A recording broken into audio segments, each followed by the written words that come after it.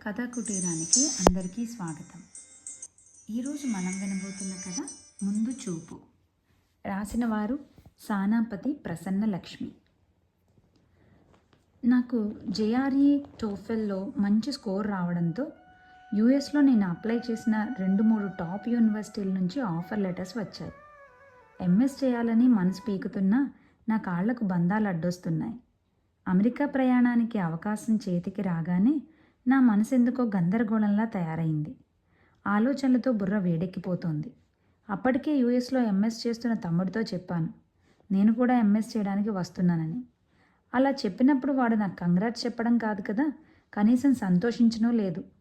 ఇప్పుడు నాకు వచ్చిన ఇంట్రెస్ట్ 3 ఏళ్ల క్రితం వచ్చుంటే బాగుండేదన్నాడు. వాడు చెప్పింది నిజమే అయినా వాడి మాట నన్ను రావద్దన్నట్లుగా ఉంది. నా మనసులో ముళ్ళు గుచ్చుకున్నట్లు అయింది. నిజానికి నేను అమెరికా వెళ్ళాలనుకున్నది డబ్బు సంపాదనకే కాదు. అక్కడ తమ్ముడిని అప్పుడప్పుడు కలుసుకుంటూ ఉంటే మా అన్నదమ్ముల బంధం బలపడుతుందని, చిన్నప్పటిలాగే కలిసుంటామని. వాడు నన్ను అక్కడకు రమ్మని స్వాగతం పలికి ఉంటే ఎగిరిపోవడానికి సిద్ధమయ్యేవాడినేమో. నేను రావడం తమ్ముడికి ఇష్టం లేదని నాలో నేనే 2 రోజులు కుమిలిపోయాను. ఇంకోవైపు అమ్మా నాన్నలు గుర్తుకొస్తున్నారు. 3-4 ఏళ్లలో నాన్న ఉద్యోగం నుంచే రిటైర్ అవ్వబోతున్నారు. అంటే అమ్మకు నాన్నకు పెద్ద వయసు వచ్చేసినట్టే. ఆ వయసులో వారిని వదిలి అమెరికాలో ప్రశాంతంగా ఉండగలనా? కష్టం వస్తే వారిని ఆదుకునేదెవరు? అక్కడ చదువైపోయిన వెంటనే తిరిగి రావడానికి కుదరదు. ఆ చదువు కోసం చేసిన బ్యాంక్ లోన్ తీర్చాలి. ఆపై కొన్నాళ్ళు సంపాదించుకోవాలి. తిరిగి రావాలంటే కనీసం 5-6 ఏళ్ళైనా పడుతుంది. ఈ 5-6 ఏళ్లలో నాకు పెళ్ళవకుండా ఉంటుందా?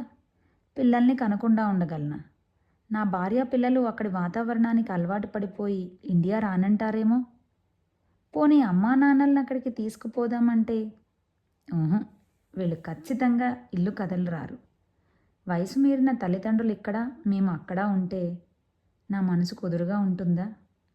మా పిల్లల ముద్దు మురిపాలకు అమ్మా నాన్న దూరం అయిపోరు? అందరిలాగా వారికి మనవాళ్లతో ఆడుకోవాలని, జోలపాడాలని సరదా ఉంటుంది కదా.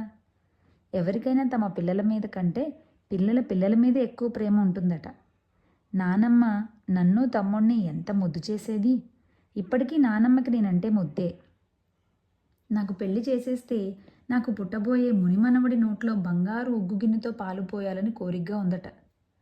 చిన్నాన్నలిద్దరూ అమెరికాలో సెటిల్ అయిపోవడంతో మాతో గడిపినట్టుగా వారి పిల్లలతో ఏనాడూ గడపలేదు. వారికి తెలుగు రాక, నానమ్మకి ఇంగ్లీష్ రాక, వెళ్ళిన 2 నెలలకే తిరిగి వచ్చేసేది అక్కడ ఉండలేక. ఇక్కడ పెద్ద కొడుగ్గా నాన్న, పెద్ద కోడలుగా అమ్మ ఉండబట్టే నానమ్మ కాళ్ళు చచ్చుబడిపోయిన ఆమెకు 3వ కాలుగా నిలబడ్డారిద్దరు. ఇలాంటి కుటుంబంలో పెరిగిన వాడిని కాబట్టే అనుబంధాలను వదులుకోలేక ముందు చూపుగా నాలో ఇన్ని ఆలోచనలు భయపడుతున్నాయి. అందుకే నాకొచ్చిన స్టడీ ఆఫర్ లెటర్స్ని పక్కకు పెట్టి నేను పనిచేసే ఆఫీస్లో రేపు ఇద్దామనుకుంటున్న రిజిగ్నేషన్ లెటర్ని చింపి పారేశాను. ఆ మన్నాడు అమ్మ దగ్గర నుంచి ఫోన్. ఆఫర్ లెటర్స్ వచ్చాయన్నావు, I-20 రాగానే వీసాకి అప్లై చేస్తానన్నావుగా, ఇంతకీ ఏ యూనివర్సిటీలో జాయిన్ అవ్వాలనుకుంటున్నావు? ప్రయాణం ఎప్పుడు ఉంటుంది? అమ్మ అలా అడుగుతుంటే నన్ను ఎప్పుడు అమెరికాకు తోలేద్దామా అని ఎదురు చూస్తున్నట్టుగా ఉంది. నాకెందుకు వీళ్ళ మీద ఇంత ప్రేమ? ఇది ఎక్కువైతేనే మనసు నలుగులాటకు గురయ్యేది అనిపించింది. ఎందుకో ఒక్కసారిగా అమ్మ మీద అరిచాను. అక్కడ తమ్ముడు రావద్దంటాడు, ఇక్కడ మీరు పొమ్మంటారు. నేను కూడా మీ దగ్గర ఉండటం మీకు ఇష్టం లేనట్టుంది. మనసులో బాధను వెళ్ళగక్కి ఫోన్ కట్ చేశాను. కంప్యూటర్ ఆన్ చేసి జీమెయిల్ ఓపెన్ చేశాను. ఇన్బాక్స్లో అమ్మ పంపిన మెయిల్ కూడా ఉంది. తమ్ముడు అమెరికా వెళ్ళినప్పటి నుంచి కొద్ది గొప్ప కంప్యూటర్ వాడకం వచ్చింది అమ్మకి. తెలుగు మాటల్ని ఇంగ్లీష్లో టైప్ చేస్తూ చాటింగ్ చేసి మాట్లాడేస్తూ ఉంటుంది వాడితో. ఇప్పుడు నాకు వచ్చిన మెయిల్లో కథలాంటి పెద్ద ఉత్తరమే రాసింది. కాస్త ఇబ్బంది పడుతూనే చదవడం మొదలుపెట్టాను. నాని, ఎలా ఉన్నావురా? నా మీద అలక తగ్గిందా? అత్త నాకు అన్ని విషయాలు చెప్పింది. నా గురించి ఎంతో గొప్పగా, నీ మనసులోని వేదన అంతా అత్తతో చెప్పుకున్నావట. మా కోసం నువ్వింతగా ఆలోచిస్తున్నందుకు చాలా పొంగిపోయాం. నీలాంటి కొడుకును కన్నందుకు కన్నవాళ్ళుగా చాలా గర్వపడ్డాం. కానీ ఎందుకురా మా మీద నీకింత ప్రేమ? నీ భవిష్యత్తు ప్రణాళిక వేసుకుని మా గురించి ఆలోచిస్తూ దాన్ని కాలదన్నుకోవడం నీకు న్యాయం అనిపించిందేమో కానీ మాకు చాలా బాధగా ఉంది. నువ్వు తీసుకున్న నిర్ణయం హర్షించదగ్గదే అయినా వద్దురా. ఈ త్యాగాలు ఈ తరానికి సరిపడేవి కావు. ఎవరి దారి వారు చూసుకోవాలి. నువ్వు పై చదువులకెళ్ళి ఉన్నత స్థాయికి చేరుకుంటే మాత్రం మాకు ఆనందం కాదు. రూపాయికి డాలర్కి తేడా లేదు. నీకిక్కడ వచ్చే యాన్యువల్ ఇన్కమ్ నీకు అక్కడ మంత్లీ ఇన్కమ్గా వస్తుంది. రూపాయలకే పరిమితమైపోవాలనుకుంటే ఇక్కడే ఉండిపో. డాలర్లు కావాలనుకుంటే అక్కడికి వెళ్ళిపో. ఇలా అన్నందుకు బాధపడ్డావు కదూ.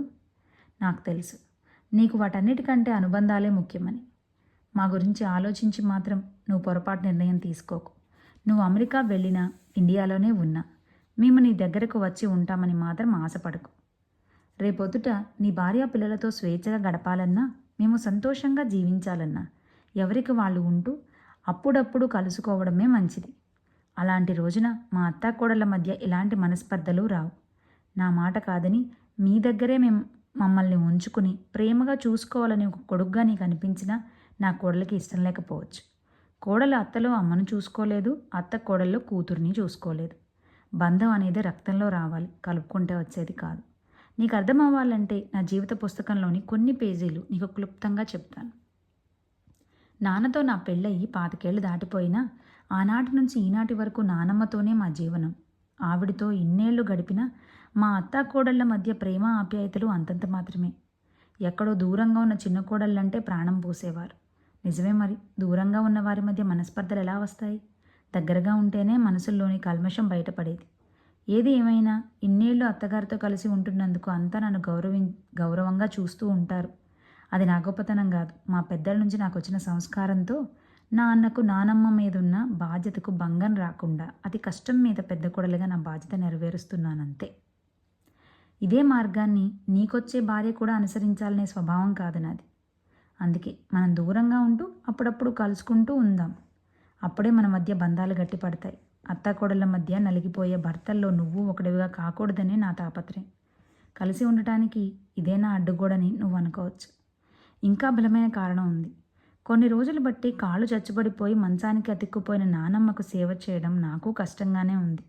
కూర్చోపెట్టాలన్నా, పడుకోపెట్టాలన్నా సత్తువు లేని ఆ మనిషిని ఎత్తడానికి నాన్న హెల్ప్ చేస్తున్నా నా భుజాలు పట్టేస్తున్నాయి. ఎవరికి వారు చేసుకోవాల్సిన పనులన్నీ నా మీదే పడ్డాయి.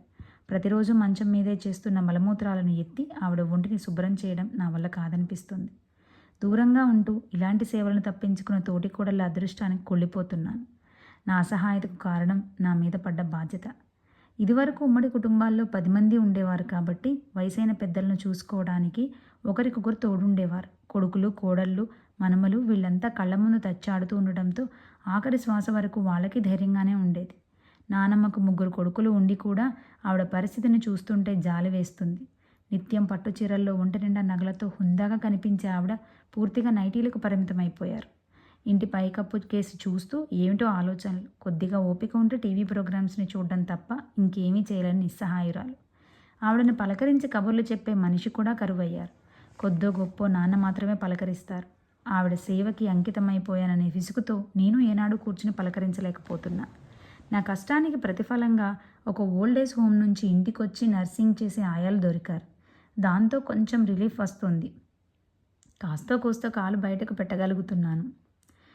నాకు అనిపించింది అప్పుడు, ఇంట్లో ఖాళీగా కూర్చుని ఉండి కూడా ఒక ముసలావిడని చూసుకోవడానికి నాకు ఇంత కష్టం అనిపించింది. రేపొద్దున మాకు ఇలాంటి దుస్థితే ఎదురైతే భార్యాభర్తలు ఇద్దరు ఉద్యోగాలతో బిజీగా ఉండే ఈ రోజుల్లో మమ్మల్ని ఎలా పట్టించుకుంటారా అని. ఆ రోజు వచ్చేసరికి నానమ్మకి దొరికినట్టుగా ఇంటికి వచ్చే ఆయా మనుషులు కూడా దొరకరనిపిస్తుంది. నానమ్మ కోసం ఒక ఓల్డేజ్ హోమ్ని చూసాం. అది ముసలి వాళ్లకు కన్న తల్లిగా అనిపించింది. చల్లటి చెట్ల మధ్య 5 ఫ్లోర్ల బిల్డింగ్ అది. గ్రౌండ్ ఫ్లోర్లో రిసెప్షన్ కౌంటర్స్ని దాటి పెద్ద హాలు, అందులో భోజనాల కోసం ఏర్పాటు చేసిన డైనింగ్ టేబుల్స్ ఒక క్రమ పద్ధతిలో వేసి ఉంచారు. ఫస్ట్ ఫ్లోర్ ముసలి దంపతుల కోసం అయితే ఒంటరి ఆడవాళ్లకు, ఒంటరి మగవాళ్లకు సెకండ్, థర్డ్ ఫ్లోర్లు వేరువేరుగా కేటాయించారు. వారు ఉండే ప్రతి రూము అటాచ్డ్ బాత్రూమ్, ఏసీ, టీవీలతో సౌకర్యంగా ఉన్నాయి. ఇక 4వ ఫ్లోర్లో నర్సింగ్ హోమ్లో ఉన్నట్టుగా ఎవరికి ఏ అత్యవసరం వచ్చినా పేషెంట్స్ బెడ్స్ కూడా రెడీగా ఉన్నాయి. ప్రతిరోజు డాక్టర్స్ వస్తారు. బీపీ, షుగర్ చెకప్ చేస్తూ మందులు ఇవ్వడానికి నర్సులు తిరుగుతూనే ఉన్నారు. ప్రతి ఫ్లోర్లోనూ కొంతమంది ఆయాలు పిలిస్తే పలికేలా తచ్చాడుతూనే ఉన్నారు. 5వ ఫ్లోర్లో యోగా, మెడిటేషన్ లాంటి ఆరోగ్యవంతమైన అలవాట్లను పరిచయం చేయిస్తున్నారు. మనసుకు ఉల్లాసాన్ని ఇచ్చే సంగీతాన్ని, గీతోపదేశాన్ని వినిపిస్తూ మానసిక ఒత్తిడిని దూరం చేస్తున్నారు. ఆ హోమ్ ఆవరణలో చల్లగాలుల మధ్య ముసలోళ్ళ చేతులు పట్టుకుని నడిపిస్తున్నారు. నడవలేని వాళ్ళను చక్రాల కుర్చీలో కూర్చోబెట్టి తిప్పుతున్నారు. అన్ని వసతులు కలిగిన ఆ హోమ్కి కట్టాల్సిన ఫీజు చాలా ఎక్కువే అయినా ఆ ముసలాళ్లకు న్యాయం చేస్తున్నారనిపిస్తుంది. నాన్నకు కూడా నానమ్మని అక్కడ జాయిన్ చేయాలని ఒక నిమిషం అనిపించినా ఆ వయసులో అనాథగా వదిలేశామని ఆవిడ ఎక్కడ ఫీల్ అవుతారు అని భయపడి మానేశారు. ఆ హోంలోని ముసలాళ్ళ కళ్ళలో చూశాను ఎన్నో దీపపు కాంతుల వెలుగుల్ని. గదిలోనే మగ్గిపోతున్న నానమ్మ కళ్ళలో చూశాను కొడగట్టే దీపానికున్న మసక వెలుతురుని. అలాంటి బతుకు బతికే కంటే ముందు ముందు మాకు మేముగా ఒంట్లో ఓపిక ఉండగానే ఓల్డేజ్ హోమ్లో జాయిన్ అయిపోవాలని నిర్ణయించుకున్నాం. అప్పుడప్పుడు హోమ్ నుంచి సెలవు తీసుకుంటూ మీ దగ్గరికి వస్తూనే ఉంటాం. ఇందులో నువ్వు భయపడాల్సిన అవసరం లేదు. నీ శ్రేయస్సు కోరి చెబుతున్నా ఇప్పటికైనా మించిపోయింది లేదు. ఇంకా టైం ఉంది కాబట్టి నువ్వు అమెరికా వెళ్ళడానికి ఏర్పాట్లు చేసుకో. నీ అమ్మ. అమ్మ రాసిన ఉత్తరం ఎంత అర్థవంతంగా ఉందో. నాకెప్పుడు ఏ ఉత్తరము రాలేదు, చదివే అవకాశము రాలేదు. నా చిన్నప్పుడే ఫోన్లు అందుబాటులోకి రావడంతో ఉత్తరాల అనుభవం అస్సలు లేదు. అమ్మ ఫోన్లో ఏదో చెప్పబోతుంటే ఫోన్ కట్ చేసేసాను. చెప్పేది వినడానికి, రాసింది చదవడానికి ఎంత తేడా. నానమ్మ కాలం చేశాక మా బాధ్యతలు కూడా నెరవేర్చి వారు అనుకున్నట్టుగానే హోంలో జాయిన్ అయిపోయారు అమ్మా నాన్న. మొదటిసారిగా వచ్చారు అమెరికా. ఎయిర్పోర్ట్కి వెళ్ళి కారులో తీసుకువస్తుంటే హోంలో తోటివారితో వారికున్న స్నేహబంధాల గురించి ఎంతో ఆనందంగా చెప్పుకుపోతున్నారు. చుట్టూ పెద్ద పెద్ద భవంతులు కనిపిస్తున్నా వారి కళ్ళ ముందు ఓల్డేజ్ హోమ్ బిల్డింగ్ మాత్రమే కదలాడుతుంది. అమ్మా నాన్న అక్కడ సంతోషంగా ఉన్నందుకు ఆనందంగా అనిపించినా కొద్దిగా అసహనంగా ఫీల్ అయ్యాను. ఇంటికి వెళ్ళాక నా పిల్లలను వాళ్ళ ఒళ్ళో కూర్చోబెట్టి నాకు కావాల్సిన ఫోటోలు తీశాను. నేను నా భార్య కూడా తీయించుకున్నాం. వారు వచ్చి నెలలు గడిచిందో లేదో నా భార్య రుసరుసలు నా మనసుకు కష్టం అనిపించాయి. అమ్మా నాన్న ఎక్కడ వింటారోనని తలుపులు దగ్గరికి వేసేసాను. ఇక మీ అమ్మా నాన్న మన దగ్గర ఉన్నది చాలు కానీ మీ తమ్ముడి దగ్గరకు పంపించేయండి.